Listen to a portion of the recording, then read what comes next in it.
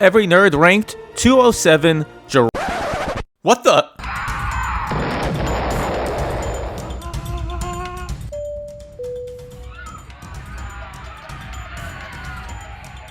What? What the hell am I watching? Normally I'd open with a snarky joke, but this is far from the worst part. What you're watching is from the most bizarre, incoherent episode I've ever seen. It's one I forgot, one I think we all forgot, so bad we suffered from psychological repression. And it's one of the unholiest nerdy turds I've unearthed. I'm sorry for digging out this fossilized feces. This is Jurassic Park Trespasser.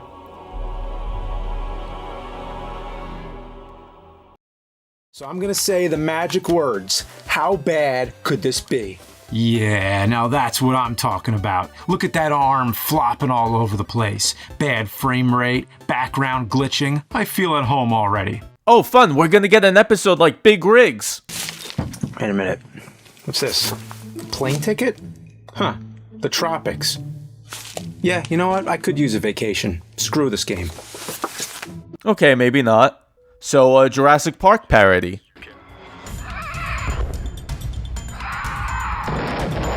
I'm so confused. Is this supposed to be a cheesy joke? I mean, I love good cheese. But, like, for a guy who pioneered good YouTube production quality, how did we go from this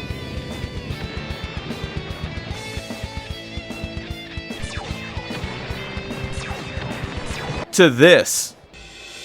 It's a dinosaur. Look how old that computer is. It's a dinosaur. Now remember this? I mean, I'd rather eat snot and diarrhea vomited out of a buffalo's dick, and if you thought I was serious about this game, you're absolutely right, because I was just kidding. See how there's at least some threatening quality? It's a skit with some reason to care. The whole story, we're feeling the tension of him being forced to play this game during the imminent threat. It makes the comedy work. This just gives us random scenes thrown together with awful costumes and no character building at all. He remains in this one spot the entire episode, barely seeming to care, accepts playing the game for no reason, but gives us a history lesson while he's at it. Judging by this game's reputation, the only thing EA should be giving out is apologies, a legacy that continues to this day. He then goes through a bunch of glitches, and again, this should be great like Big Rigs.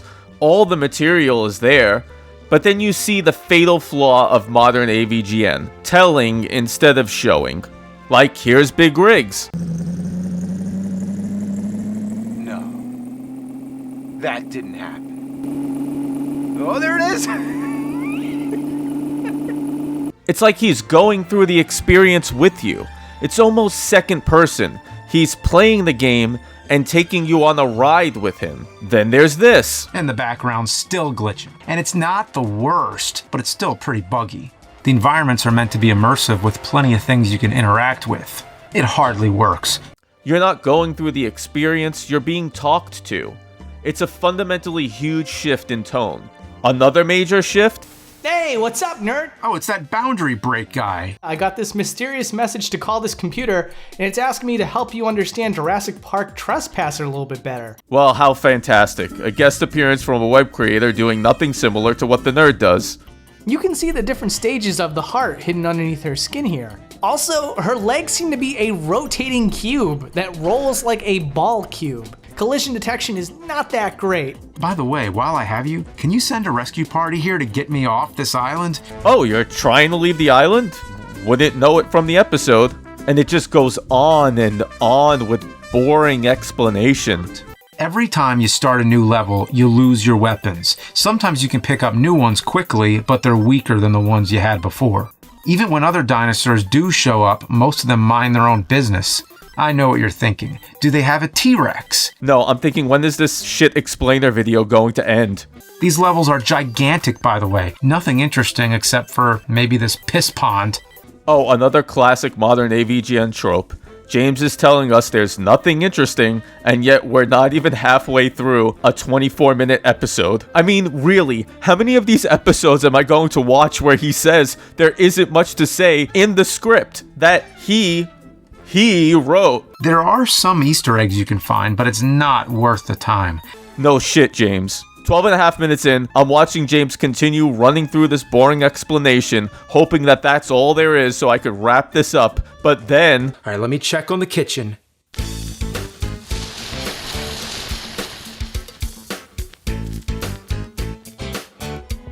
It's 2 o'clock in the morning. I just need to give my real-time reaction. I obviously have not seen this episode in a long time, and I watch it, and I'm watching it thinking, okay, fine, it's gonna be some paint by the numbers, it's gonna be a little dull, and then we get, I don't know if it's a Kieran classic, but we just like totally just do these like 180s in all these different directions. We're just going all over the place.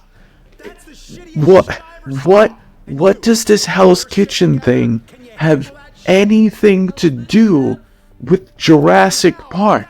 What does it have anything to do with an episode where he's supposedly stranded on an island? Why is there a computer on the island? Why is he playing a game on the computer? Why are there supposed dinosaurs in this environment made of blow-up dolls, and he doesn't even seem to care? Like, if there's gonna be a dinosaur, then, like, care. Like, be afraid of the dinosaur. Of course, you're not gonna be afraid of that stupid thing, so maybe it should be something interesting. But, like, what? There's all this stuff. There's all this stuff. And it all amounts to nothing. Well, maybe there's gonna be more nonsense. I don't know. Yes, this is real. This is really part of the episode. Can't say Dusty Justy isn't right for the role.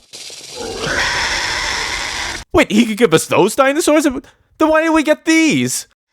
Justin is actually awesome at this part, but unfortunately, it's surrounded by confusing non sequiturs. That means it doesn't make any fucking sense. This level reveals that Site B was home to an indigenous race of people mentioned in the novels. You find one of their temples, but surprise, it's booby-trapped. When is this going to end? No matter where I jump, I fall. Let's try something I learned a long time ago. Yep, you can just walk over it. Haha, remember that from AVGN? Could this be the huge, epic T-Rex battle I've been waiting for? No. It's just a big raptor who kills himself.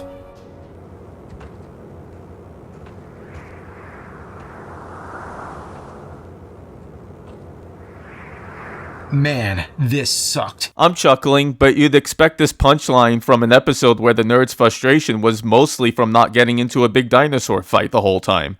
But I guess he couldn't resist the Shit's Kitchen sketch instead. Say that 3 times fast. Yeah. But whatever, 18 minutes in and we'll tie up some loose ends and wrap this up.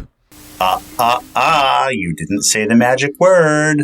I'm Seamus Blackley, physicist and game designer. Oh my god, seriously. We're not going to introduce a new concept to this episode, are we? I was the executive producer of Trespasser before that, so I can answer any questions you have about the game. What happened? Was this game actually finished? No, this game wasn't actually finished. This was a game from a brand new publisher, DreamWorks Interactive. They weren't very experienced, and I think I was 27 or 28 years old. What in the fucking hell am I watching? What the fuck does this have to do with anything that happened in the episode?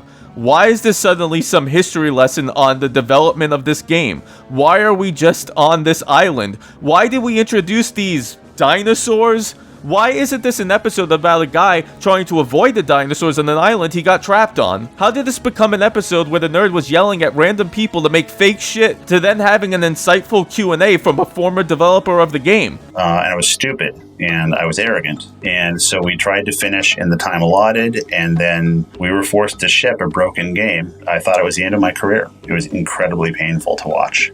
Look, I'm a game developer. I don't lack empathy. I know these horror stories. I've seen these horror stories. I appreciate a developer being willing to openly share about his experience, but what the fuck does this have to do with anything that happened? He took us under his wing and made us feel like we were doing something legitimate. Seeing the love in the trespasser community is so important and just very beautiful. What is this about? Could you send somebody to get me off this bullshit island? Oh, now it's about leaving the island again. I'm the one who stranded you here. So I've been baiting and then stranding punk reviewers like you right here on my island. What the holy fuck? You want to fight a T-Rex? Fine. Here's a T-Rex. We just went from this real and heartwarming story about how a community supporting a bad game he worked on touched him, and then he goes heel and claims to trap James on the island. Why does every character seem like they were written by Tommy Wiseau, with every character and every plot thread being completely incoherent and completely erratic? I'm done with this. You want to watch better storytelling? Go turn on Snicks. The Snicks trilogy was over, and I wish that he would never come back again. I know it was years ago, but my god. Season 13. Oh, that is the season of shit. Here comes the last level, or as I like to call it, Clumsy Mountain. Why don't we go climb the mountain? Yeah. Why can't he say the word mountain? Why can't he do it?